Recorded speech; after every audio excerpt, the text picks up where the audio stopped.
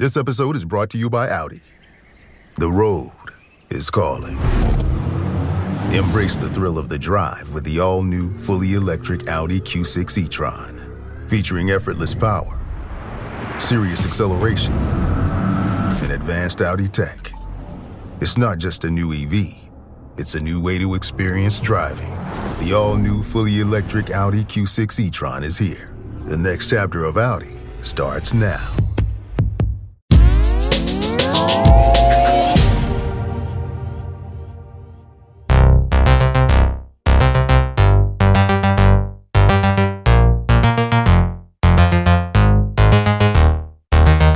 Hello and welcome to Fintech Insider Insights. I'm Benjamin Ensor, Director of Research and Strategy at 11FS. Today, we are tackling the state of financial literacy, a topic that's perhaps more crucial than ever amid inflation, economic uncertainty, and ongoing cost of living crises around the globe. Fintech has revolutionized the way that many of us manage our money. Whether we're investing, budgeting, or banking, we can now handle our finances with unprecedented ease, often at the mere touch of a button. But has this convenience started to cause some complacency? Could the simplicity of managing money through apps inadvertently create a new threat, one where we rely too heavily on tech without truly understanding or thinking about our finances properly? As prices soar and economic pressures mount and the pace of innovation continues to increase, the question arises of, well, whose responsibility is it to educate us? Who needs to take the lead? Is it the government, the industry, our parents, or ourselves? Let's find out. So with that in mind, let's introduce our guests. First of all, we have a very welcome return to the show for Jenny Miller, Head of Product for North America at Wise. Welcome back, Jenny. We assume that most of our listeners probably know what Wise does, but perhaps you could introduce yourself and a little bit about what you do there. Yeah, of course. I'm happy to be here. Thank you so much. At Wise, I look after product development for customers in our North America market, specifically in the US. It's one of our largest and fastest growing markets. And here we support individual customers, small and medium businesses, and as well our platform product, which lets larger banks or fintechs use our international rails just in the same way that they might their domestic payments. My role specifically helps our teams focus on three key areas. One is just that we deliver products that suit the local market's needs. Every country, every region that Wise operates in have different expectations and different requirements to what customers need, so that's our job. Making sure that we, as we're delivering these products, adhere to financial crime, regulatory, and other obligations, and ultimately that we're doing so at the lowest cost and highest convenience possible. Thank you and welcome. I'm also delighted to welcome our next guest, a Fintech Insider debut for Elisabeth Prager, co-founder of Aila Money. Thank you so much for joining us, Elisabeth. Would you tell us a little bit about yourself and a little bit about what Aila Money does, please? Of course, and thank you so much for having me. So, quick intro to me. I have 15 years of experience in financial services. I started out in the life and pensions industry, saw just how poor we were thinking about our long-term finances way back then, and I don't think that's changed. Then moved into private banking, got to see just how much information, access, advice, etc. the rich have, and also started to see that women versus men were treated somewhat differently, not just in the bank, but actually customers. I then moved into consulting roles where I then got to travel the world and work for lots of other banks where I saw lots of very similar sort of trends and patterns emerging, and then co-founded Aila Money. Aila is a personal trainer for women's finances. So we help women essentially plan, then educate them around their finances, and finally get ongoing guidance through an AI and a marketplace of advisors. And we launched the app in January, so we're very excited to have come to market and start to see users really get to grips with, not just the app, but financial education and financial literacy. Fabulous. Congratulations. Thank you. And we're also delighted to have another welcome return to the podcast, this time for Tom Davies, Vice President of Marketing at Yonder. It's really great to have you with us again, Tom. Perhaps you could also just remind some of our listeners who might might not have come across Yonder, a little bit about what Yonder does and, of course, what your role is there.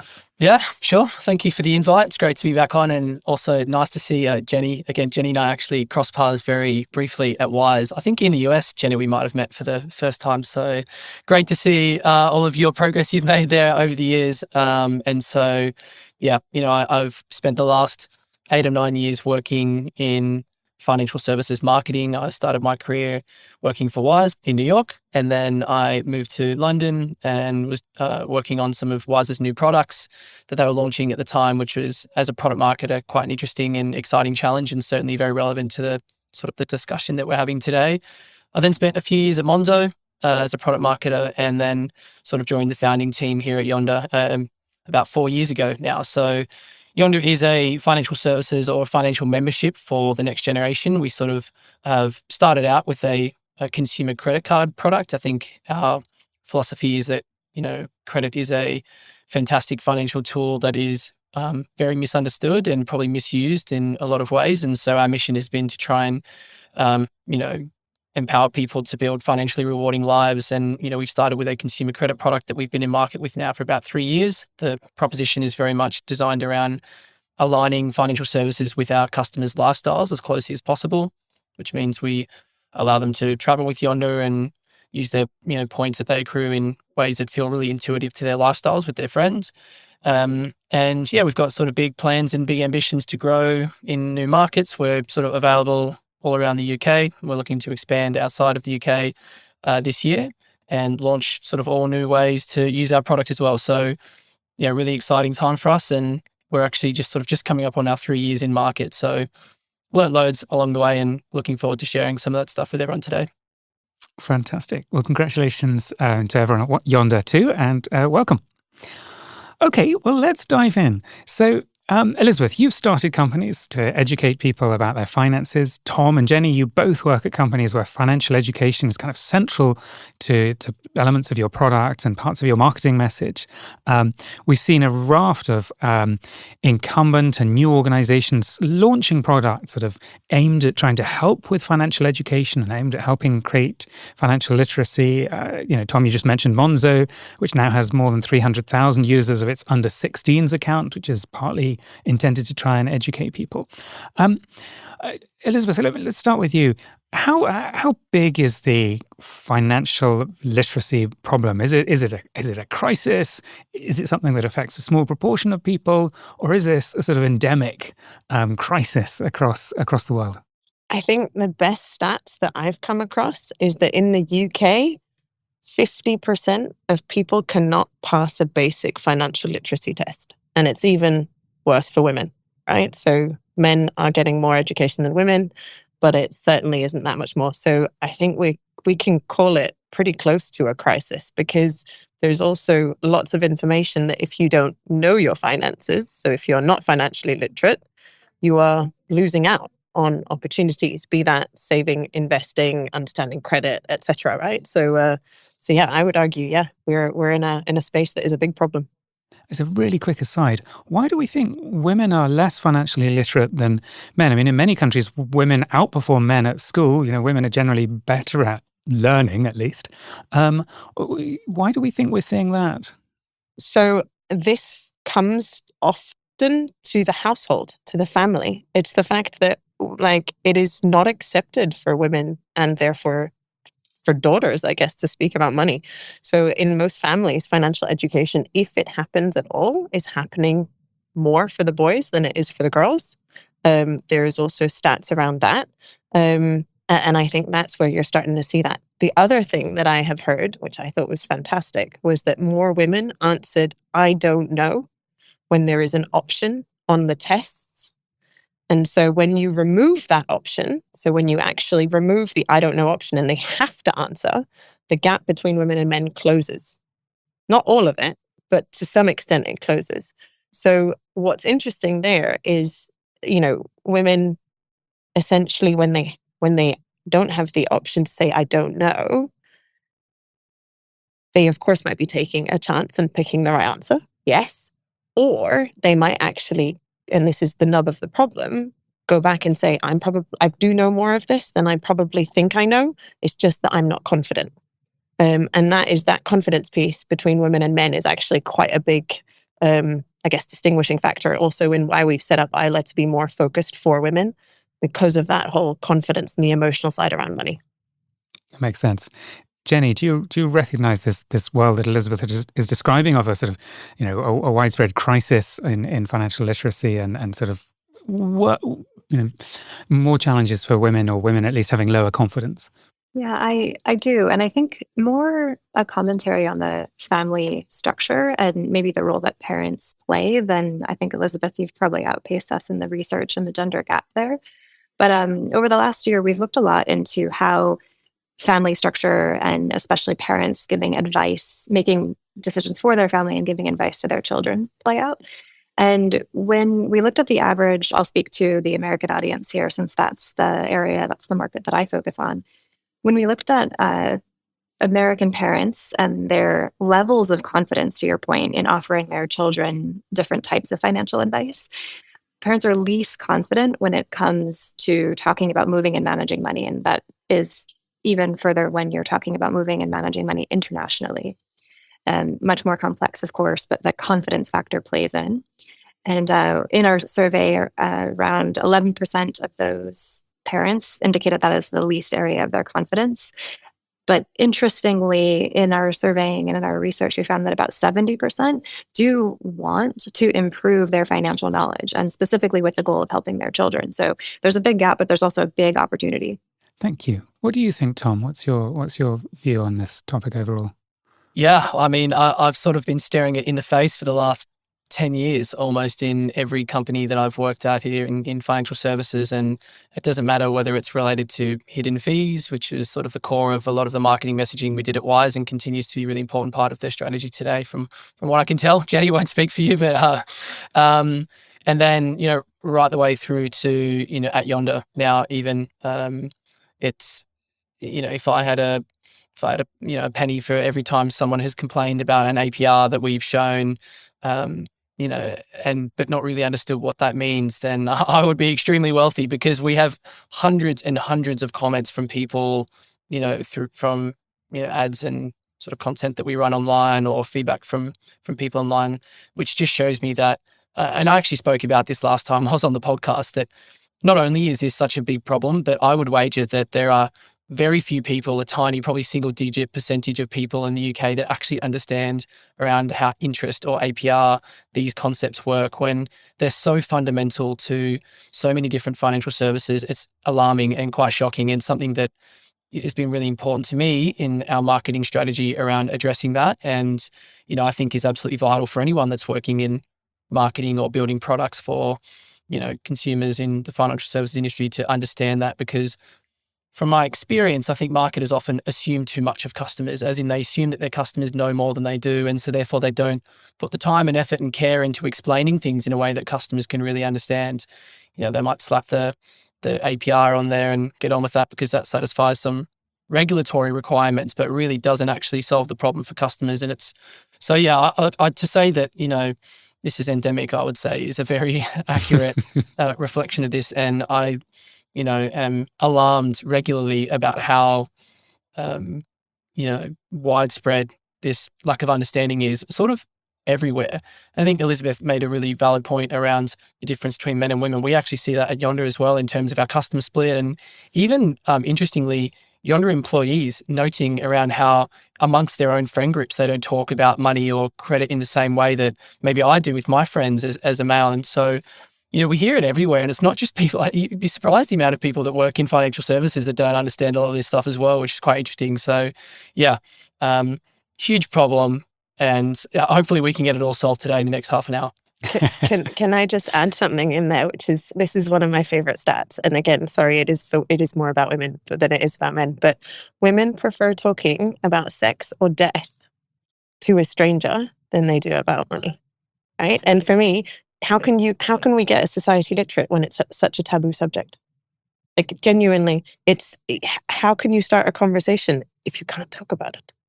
That was actually going to be my next question. Actually, Sorry. No, it's good. It's great. Is there a taboo, and what drives that taboo? I mean, is it just that, as perhaps particularly as adults, but that it's not always comfortable admitting that you don't know how something works? What do you think, Jenny? Do you think there is? Is that right? There is a taboo. I think it's two things. I don't know which is the larger of the two problems. Definitely your confidence and your comfort level come in, and that typically is what drives there being a feeling of taboo or not wanting to address a conversation. A lot of it will come down to folks just not knowing where to turn to. How do I get advice? The other part of it, though, is also not knowing how to ask the right questions or useful questions. What questions should I ask? Or maybe where should I start to understand how to educate myself? So I think tools like Aila or others are probably stepping stones that help build that confidence. So it being taboo or it being not knowing where to start, that's just one big messy problem in my view. Tom, what do you think can be done to sort of help adults? I mean, because there's a fair amount of education that goes towards children, probably not enough. But what about sort of adults? How can firms maybe try and serve them better? What kinds of initiatives actually sort of help? Yeah, I think one of the challenges I've seen is that people don't know that they don't know, or they don't know that they don't understand what they're looking at. And hidden fees is a fantastic example. And I bring this up because this was really where my marketing schooling came from at Wise in my first few years as a marketer. And I learned a lot about how to break down complex problems into ways that are interesting and entertaining for people to understand. Hidden fees was a classic one. No one understood that they were being ripped off at the airport or at the sort of cash exchange when on their travels. And so they don't even know to try and find a solution to their problem, where they don't know that the problem even exists. And so I think that's, and also, again, referencing back to some of the comments that we get online, people are so angry at us because they believe so strongly that there is an injustice in the way that we're sort of charging our customers, but they don't know that they don't know that they're wrong, And so I think every time I speak to, I get a lot of like messages from people, and they'll say, "Hey, have you thought about doing like financial education and writing blog posts?" And I think blog posts are not the answer, and it's just not. Financial education is not writing more content about this or getting people to read more books. I think the answer is probably more intuitively built within the products that we're building. And I think that's where a lot of brands like Wise and, hopefully Yonder are making a lot of progress there, because you're right, doesn't matter what changes we make to the education system moving forward, there's a whole generations of people who won't get to experience those changes. And so they need to be re-educated through the product. And I think, my parents are probably great examples, fairly well-traveled and had sent money around the world a lot of times, but it wasn't really till I explained to them the concept of hidden fees that they really understood that the bank that they'd been banking with in Australia for 30 years was ripping them off, and they've been Wise customers for the last 8 years as a result. It was a good business for the banks while it lasted, right? Yeah, it sure was. And the banks were sort of like enjoying, that misunderstanding from consumers, really. Call it what it is. I think they weren't so actively going out to try and educate consumers on this because it wasn't in their interest. And so again, it probably comes back to the products that we're building, because I think that's intuitively where the best way to reach people in terms of educating them through prompts and through the usability of your product and the way you surface information about how you've saved and these types of things is really important. I love that point you're making about sort of the ways in which we can educate people. And, clearly, we're not going to get millions of people to read more books, or even more blog posts and so on. What do you think of that, Elisabeth? I mean, what sort of things are you seeing as being a little bit effective in sort of helping people understand things like, the hidden fees that Tom's talking about? What sorts of things are you starting to see make a difference to people and help people go, aha, I hadn't understood that before? So I think some of the things that we're seeing is the fact that there's now so many different ways of content, like ways to deliver a message. So while I agree we're not going to get people reading books, we're maybe not going to get them reading blogs, you will be surprised how many people watch a 3-minute video or even a 30-second video. And especially when you start to make that, somewhat entertaining, i.e. it's not, a a person in a stale suit sitting somewhere who speaks monotone, and it's, but we're talking someone who people can relate to, right? So if it's for kids, then the education is delivered by people who interact with kids. If it's for women, it's delivered by women, etc. That, and then the whole gamification piece. So we've also built that into the app with, testing knowledge. We give people not just visual content, audio-visual content, etc., but then we test their knowledge as we go to make sure that they've understood it, so that they are essentially sort of checking and going along and going, hey, yeah, I'm engaged. I'm collecting my, almost like Duolingo points, if you want. That's similar to that, right? Because that then keeps them really motivated in a way. That's what we've seen works quite well. The other thing, and I know it's a love and a hate relationship, is social media. It has. Yeah. Okay. No, it's great. It's great. I was going to say, should we talk about TikTok? And specifically, yeah, as you say, sort of influencers and so on. So carry on. I'm in two minds about this. I admire them because when it's done well, and what I mean by that is not just delivery, but also content, especially when that content is precise, as in accurate, and verifiable, then it's amazing, because the reach is just beyond anything that most traditional organizations have. However, I struggle with the content sometimes because it makes light of certain subjects that I think are not necessarily made to be made light of, but also often the content is just, how would you say, lacks credentials. And that was a very diplomatic way of me trying to say it. But yeah. Well, we can say, I mean, sometimes it's actively misleading, right? Correct. There are Yes. people who are using social media Correct. to all sorts of egregious ends, one of which is to persuade people to invest in pump and dump stocks or whatever it might be. Correct. What So yeah, that's definitely the end that I do not condone. What do you think, Jenny? Is it's sort of social media financial education a curse or part of the cure? Yeah, I think when it's done well, it can be very powerful. The problem is you have to understand, is there a motivation behind the content being created? And exactly as you're saying, if it is to promote, to pump a particular meme stock or something even less nefarious than that, but just you've got an outcome that you're looking to generate, right?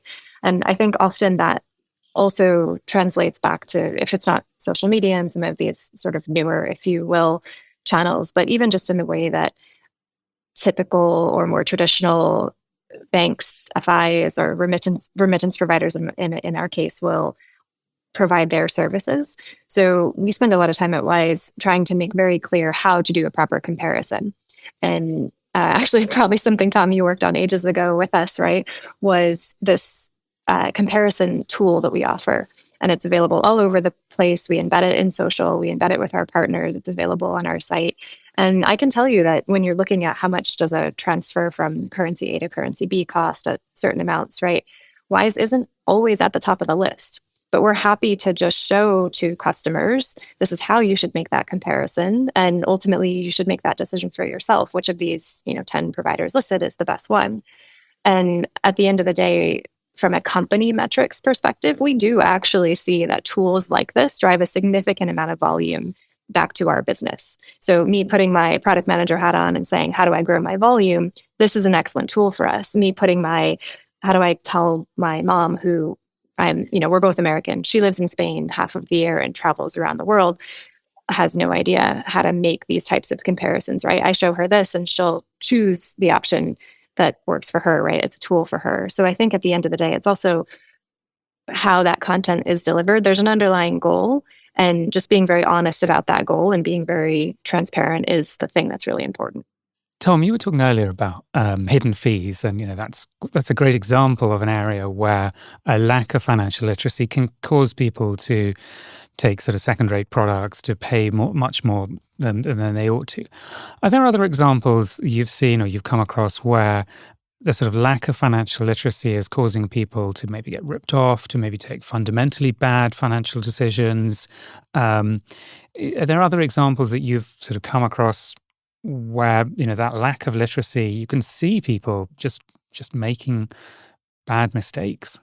Yeah, definitely. I think you could probably take a look at the entire crypto industry from 2018 to 2023 as almost one and giant, rip off for almost 99% of people that participated in that. And it was fueled by FOMO, and it was fueled by the opportunity of making money really quickly. And even quite technical people didn't truly understand sort of how that technology worked, or what the actual value was in some of these things that they were buying. So I think that's a fantastic example of how a lack of understanding combined with the opportunity to make a lot of money, combined with huge amount of VC capital being pumped into this industry. So it was everywhere for a period of time, it was inescapable. And so I think that's a classic example where I don't think regulators or governments, I can't speak for every country and how they've responded to this, but I don't think that there was a strong enough response in protecting consumers there. And so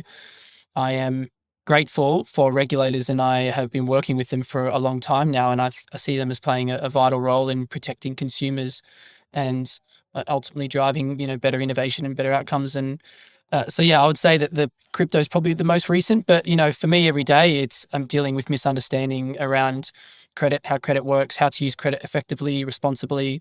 And I would say that, the harm that we see there is people either overspending and they're therefore, sort of using credit in a way that's not suiting their needs or giving them good outcomes, or avoiding it entirely and then missing out on the benefits of things like purchase protection or building their credit score, or in the case of Yonder, getting some sort of financial kickback for participating in this financial economy. And so, at every stage of this, customers are, potential customers are missing out because of the lack of understanding about how these products work. And, I think there is a huge amount of work required for regulators and marketers and startups and incumbents to do a better job of bringing people along on the journey so that they can make truly informed decisions. And I believe that the right outcome, I think it will deliver value back to the business. As Jenny said, when you do these things, ultimately, if people can better understand API and how these products work, I truly believe that they'll choose Yonder more often than they'll choose competitors, because we have a great product. And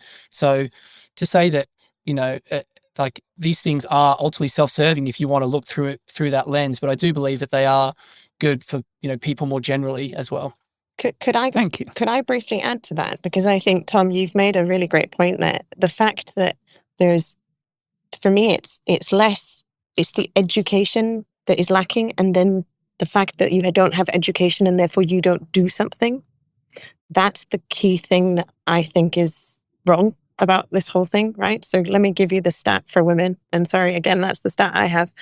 But a woman earning £75,000, which is, above average income, but it's not crazy, crazy high, by not investing, stands to lose £800,000 throughout her career. Just her career. That's like a crazy nice London apartment, right? Simply by not investing. And the amount of women that I speak to who are like, but I don't know what it is. I don't know what it means. It's just acronyms. It's just jargon. If I don't understand it, I'm not putting my money to it. Right? So it's the lack of understanding and then not taking action that is the biggest missed opportunity in this. That's another really lovely example of the cost of not understanding financial products fully. Okay, so we've covered the sort of state of financial literacy and sort of talked about some of how that causes problems for people. So in the second half of the podcast, we're going to talk about how we can step up as an industry, and what more can be done. So we'll come to all of that in the second half of the podcast, just after this quick break. Cybersecurity is the top concern for UK businesses, according to Vanta's recent State of Trust report. But whether you're a startup founder or an experienced security professional, Vanta is here to help. Businesses use Vanta to establish trust by automating compliance needs across over 35 frameworks like ISO 27001 and SOC 2, centralize security workflows, complete security questionnaires up to 5 times faster, and proactively manage vendor risk. Join over 9,000 global companies like Flow Health, Synthesia, and Aila Bank, who use Vanta to manage risk and prove security in real time. For a limited time, get $1,000 off Vanta at vanta.com/insider. That's VANTA.com/insider. mint.com/insider for $1,000 off. Ryan Reynolds here from Mint Mobile. I don't know if you knew this, but anyone can get the same premium wireless for $15 a month plan that I've been enjoying. It's not just for celebrities. So do like I did and have one of your assistants switch you to Mint Mobile today. I'm told it's super easy to do at mintmobile.com/switch. Upfront payment of $45 for 3-month plan, equivalent to $15 per month required. Intro rate first 3 months only, then full price plan options available. Taxes and fees extra. See full terms at mintmobile.com. Welcome back to Fintech Insider Insights, where we're talking about financial literacy. So what we'd like to do now is dive a little bit more into how fintechs can tackle sort of financial illiteracy and help people make better financial decisions. And we've got 3 fabulous fintechs in front of us, all of which are trying to educate people. So let's maybe start with you, Jenny. Since the beginning, Wise has been committed to sort of transparent and clear pricing. Why is that such a priority for the brand? Yeah, we find that transparency leads to all of these things we've been talking about so far. Customers, whether you're businesses or consumers, they feel more confident, they feel empowered, and they feel more able to make the right choice for them when transparency exists in the market. Drawing from some research that we've done over the past couple of years, I'll share some anecdotes from small businesses. In the US, businesses typically pay over $150 billion to financial services per year. So this is just the banking services, the remittance providers, maybe the payroll services that they're using. And these costs directly impact the underlying operations of that business. These are things that hurt their bottom line, and they have a very key attention to driving down, as we do. About 40 billion of those fees are on international payments specifically. And why does this matter? How does this come to the point of transparency and education? A large portion in the industry at large for remittance providers, for banks, a large part of the fee that is typically taken that customers will end up paying comes from exchange rate markup. So it's pretty common that most remittance providers, the largest portion of their take rate relies on complex calculations of what the mid-market rate is, and then a markup on top of that according to their root matrix and the take rate that they have for each individual customer scenario. That's fine. That's a pretty sophisticated way of modeling out your pricing strategy and operating your business. The problem is that most of these providers don't disclose this clearly to customers. So often what you have is offerings that sound like fee-free services or discounted rates or sort of promotional rates, right? And if that's your headliner as a small business owner, maybe you're shopping for different, again, here I'm referring to remittances, but whatever other financial service it might be.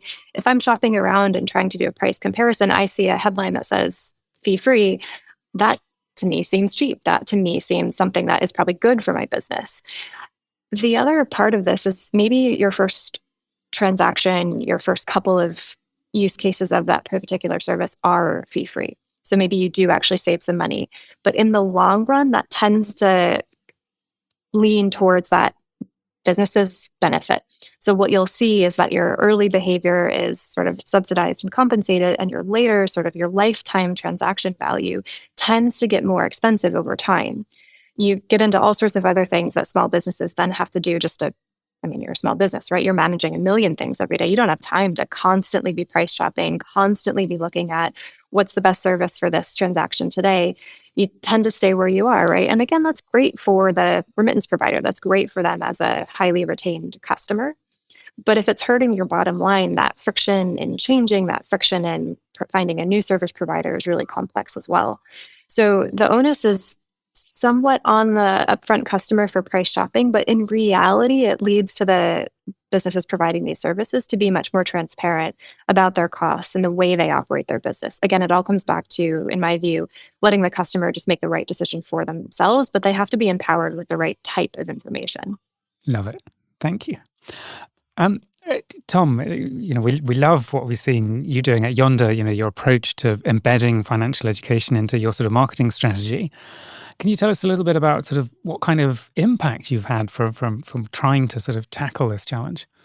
Yeah, it's something that we noticed very early on in the early days pre-product with Yonder. We did a huge amount of consumer research, and we would hear over and over again around maybe the different understandings of credit. We'd speak to Americans that were in the UK, and we'd be able to see really clearly their understanding of credit versus people we were speaking to who were native to the UK. And so it's something that I'd always had in my back pocket as a marketer to know that I wanted to try and solve this problem at some point. And it took a while for us to get there, but there were some things we did early on. An example might be in the packaging for the Yonder card that we sent out, something that we put in there was how Yonder makes money. We put that into every card order that customers got, and they still get it today. It's still in the pamphlet, that's sort of the booklet that comes out for customers and in there. And I wanted to do that because I felt like it was really important for customers to understand how we make money. And we outlined the 3 or 4 different revenue streams that we have. And so I think that, I guess coming back to my point before, what I'm really trying to do with a lot of these campaigns that we do, and I can talk a bit about the what the fuck is APR campaign in a moment, but really trying to align Yonder with our customers. I want them to feel like we're on their side.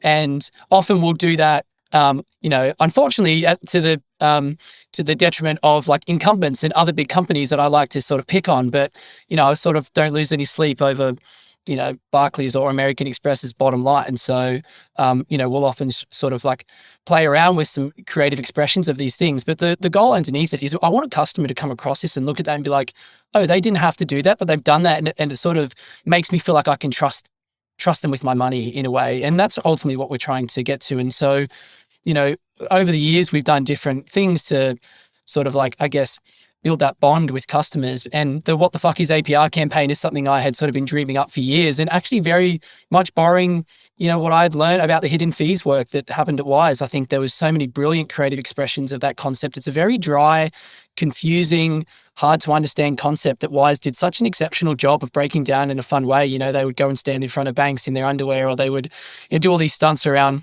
the world. I can see Jenny rolling her eyes. She's probably sick of the amount of times people have like brought up these campaigns, but it really has informed, our expressions of these things as well. We went and did interviews, around like Canary Wharf. We spoke to a CFO and asked him about APR. He didn't know what it was. And it's like these kind of sound bites are brilliant. And then we stuck our chief risk officer in a bubble bath, and for 4 hours, it took us to film him recording this 90-second video explaining what APR really was to people. We borrowed some inspiration from Margot Robbie in The Big Short, and we stuck this, old, he's going to kill me for saying old, but older executive from Yonder's team in a bath, and fair play to him, he was great. And, when we released that, our customers loved it. We got a lot of really great feedback from people, and I just checked before I jumped on. It's been still to this day, it's now 6 months old. It's still, sort of in the top 8 or 7 or 8 sort of pages visited on our website. And so we know that actually it's playing a really important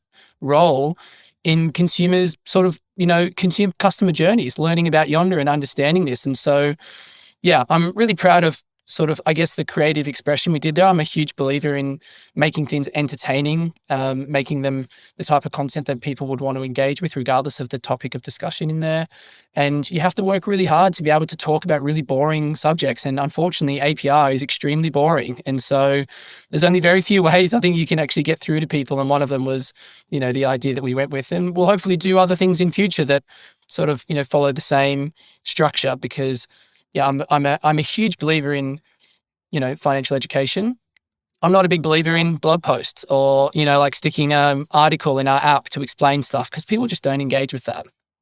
Love it. Elisabeth, can you tell us a little bit about what you're trying to do at Aila Money? You've talked a little bit about why you're so passionate about sort of educating women and some of the gender gap and some of the sort of unique challenges that women face. But can you tell us a little bit more about maybe why you're so passionate about it, but also some of the things you're trying to do to help?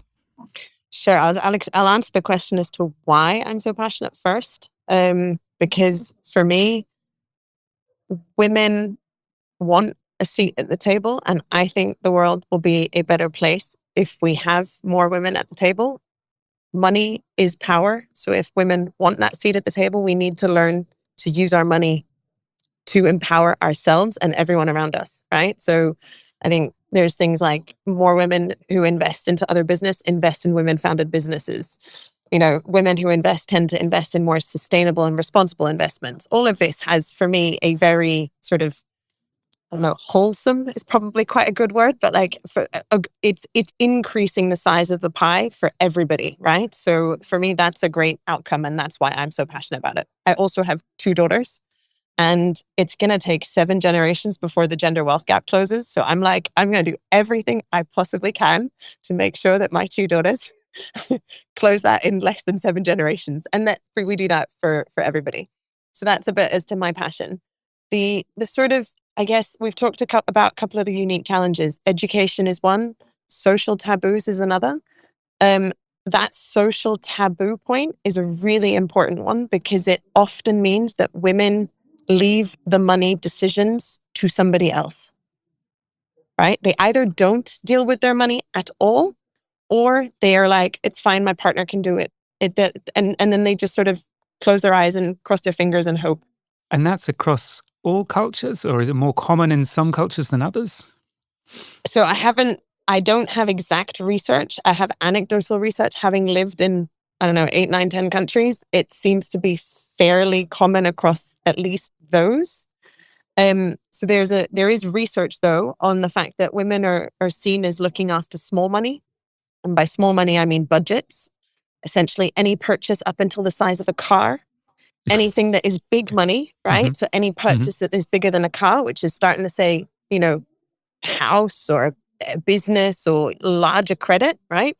Or even big investments, that's when it becomes a man's job. And if you look at the advertising industry, I hate to say it, but they have not done a great job.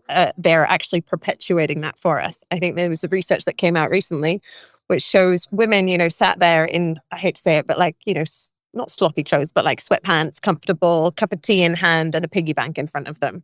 Whereas the men are all portrayed in glasses and, suits and the investment portfolio and the graph behind them and, waving cash around. And you start to see that in society. And all of a sudden you're like, but it's not for me, right? Unfortunately, it has to be for women because if we just look at retirement, like state pensions ain't going to be getting much bigger in real terms over the coming decades.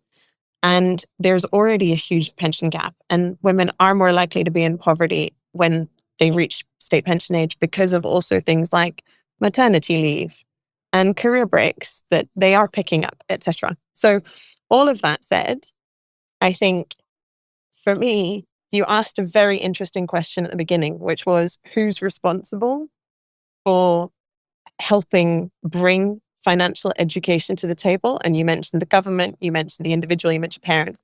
It's everybody, right? I don't think there is one answer to this. I think this is such a big problem that the individual needs to say, I want to do this.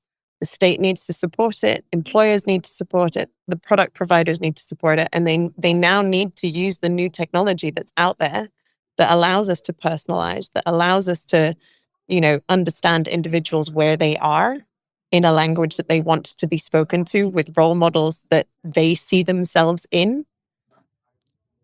That's all possible now with technology. And we all just need to be doing a better job at this. Sorry, that was off my high horse and my rant there. I love it. I mean, that's what podcasts are for, right? Is to discover passionate people who are solving problems. I mean, I love it. I mean, all three of you just talk passionately about the things you're doing within your own companies and the fantastic work each of you are doing individually and with your colleagues.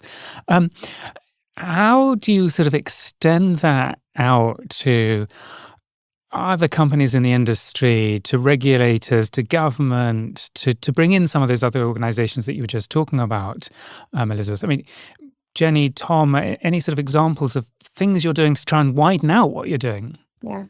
I love the example in carrying from what we were discussing before about fee transparency and the ability to compare. So yes, it ultimately sits with the provider of that service to choose to disclose their fees correctly or choose to make more accessible. Tom, I love the idea. You guys just explain where your revenue comes from. Why is that so bad? You shouldn't be ashamed or afraid to make that clear. You're a business. You've got to operate. You have maybe shareholders to drive value to or growth goals for the company. These things aren't bad, but we can think differently about the impact that it has on our customers and do so in a way that helps them understand where to ask questions, to our earlier point, or how to be informed. I think another good example, though, and I see this a lot in the US, especially as federal regulators or state regulators are trying to navigate this pretty confusing space that is, Elisabeth, in your example, driven a lot by technology. So it used to be that regulatory requirements would say that a purchase receipt, like literally the piece of paper that you're given at the end of a transaction, had to disclose, these bits of information, the fee and the time and who the money is moving to and what the service was.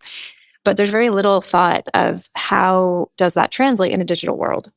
I'm not going to give you a piece of paper anymore for every type of transaction, right? And customers, frankly, don't want a piece of paper. So how can regulators better understand what it takes to operate in a digital space? And I think there's an education gap there as well. If the whole point of this is sort of financial literacy and understanding different people and parties in the mix, I think regulators need to be more in touch with and are doing a lot to try to better understand how tech-driven advancements can happen and can do so still with like good customer intent and good customer outcomes in mind. And I think that's a two-way street, right? The industry can inform, regulators can inform, but each party can learn. And I think that needs to happen together. Thank you. Do schools have a role here? Is there more that can be done for children? Do we have examples of countries around the world that do this maybe marginally better than the average country? So I'm happy to take that one because I actually live in a country that claims to be doing some of this. I live in Denmark for part of the time, and they do have some education, financial education in schools. Do I think it really translates into the adults being particularly better educated? Unfortunately not. So the statistics there aren't much better than they are elsewhere. Do I think school has a massive role to play? Absolutely. Right? As much as I loved learning Pythagoras, the fact I am still flabbergasted that I did not learn compounding, right? Like basic compounding. The best educator of compounding was COVID. Like, hands down. Because that's how it worked. Oh, I see. What you mean, right? because like, that's how viruses spread. It was literally the first time at a large scale that everybody understood how compounding worked, right? I'd not thought of that before, but that's now I feel stupid. What do you think? Tom?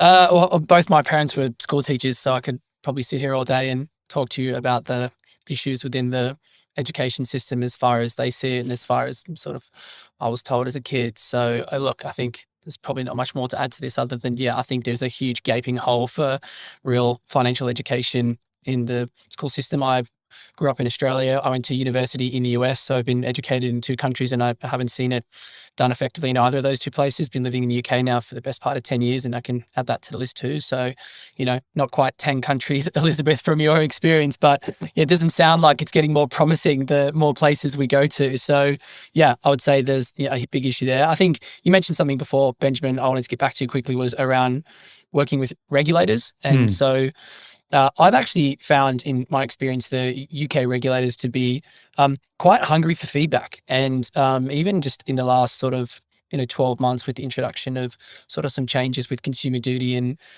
delivering good good outcomes for customers, we've had the opportunity, even as a small startup like Yonder and comparatively to some of the big companies in the market, to have really close conversation with the regulator about some innovations that we're making and anytime they ask for feedback, we'll give it to them. And so I would say that regulators are, I'm sure there are always ways to do things better and more effectively. I would say that, the old trope of like regulators inhibiting innovation, I really don't believe in. I think regulators have a really important role to play in sort of fostering more innovation. And so, I think that the more that organizations that are being innovative can share their learnings and share what they're doing effectively with regulators who can then codify that into, things that other organizations can do. Like, it does raise the tide for everyone, which is, I'm hopeful for. So, I said it before, I think the regulators are, play an important role, particularly in financial services and obviously in a lot of industries. But indeed, I think the getting incumbent banks to do it, the ones that have the tens of millions of customers, that's where I think you'll start to see huge changes within the market. And to be honest, in being in this game long enough to know that they don't move that quickly and they're not incentivized to do so. So I'm sort of not holding my breath for them, but I think the rest of us will do our best. We've got less than a minute left. I've got one very last quick fire question for each of you. Can you give me one thing for fintechs or other people who are listening to this, established organizations, what's one thing that you think people listening to this should take away and maybe try and do for their customers? Elisabeth, one tip for listeners of something they could do. So I think actually Jenny and Tom have both touched on it. Be transparent, right? Be transparent about what you do and how it works and how it will impact the customer, right? That is the key thing, I think, that every company needs to take away. Love it. Jenny, one idea. Yeah, that's exactly it. I think the point of transparency, though, is just first understanding what are the things that your customers are making decisions on and getting really, really clear on, are you helping them through that process? And ultimately, that can do two things. As I said, it can help your company grow if you do that well.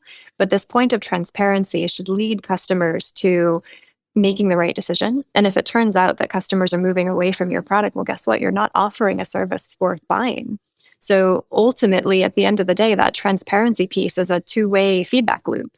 So just doubling down on that, it's really important to take a look at what's good for the customer, because ultimately that's going to be what's good for your company's growth. Love it. And Tom? Yeah, I think, as a marketer, I believe really strongly in creative expressions of ideas. And so I would say if any marketers are listening to this, don't go with your first idea. Work really hard to come up with, creative and interesting ways to explain really complex and complicated challenges in your industry. It's not just in financial services. It probably applies to a lot of different industries. But I do think that marketers are getting lazy. I see it. And that we're probably losing the art of being able to describe and explain things in ways that feel really intuitive and easy for customers to understand and enjoyable. I think that's a big part of it too. So work harder, marketers, if you're listening. Wonderful. The three of you are absolutely brilliant and a complete inspiration. I've just loved this conversation. I wish we could keep talking. We're out of time. Where can people who've been inspired find out more about you and the work that you and your companies are doing? Elisabeth, where can people find out more about you? So I'm Elisabeth Prager on LinkedIn, and that's Elisabeth with an S, not the British spelling. But yes, then Aila, you can find AILA money.com or on LinkedIn or Instagram. And it's a free app available in both Android and Apple. And Jenny, where can people find out more about you and the work that you're doing? Yeah, of course. It's LinkedIn for me as well. Jenny B. Miller. B there is needed. There's a lot of us. But actually, if you're really excited, want to learn more, I would point you to our Instagram feed. Back to this point around social and how influential it can be. I think our content creators are some of the best. Inspired a lot by some of your early work there, Tom. But really, it's engaging and it's helpful. So check us out in both places. And you can find ways of both engaging with Wise and transacting with us there. And Tom, where can people find out more about you and about Yonder? Yeah, you can hear more about Yonder by following me on LinkedIn. I'll often share a lot of our sort of learnings as a organization and marketing strategy sort of quite transparently. And then also, if you're interested in hearing more about Yonder product, you can check out Yonder, which is YONDER.com. And check out what we've got available. And if you have any questions, then love to hear from you. Wonderful. And you can find me, Benjamin Ensor, on LinkedIn, and you can find out more about 11FS on a whole range of different social media, including LinkedIn and Instagram and so on. Thank you all so much for listening. If you've liked what you've heard, please do follow our podcast, tell your friends about it.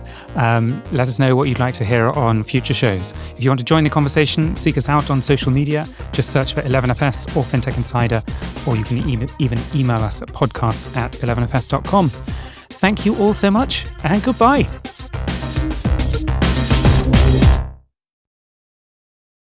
Cybersecurity is the top concern for UK businesses, according to Vanta's recent State of Trust report. But whether you're a startup founder or an experienced security professional, Vanta is here to help.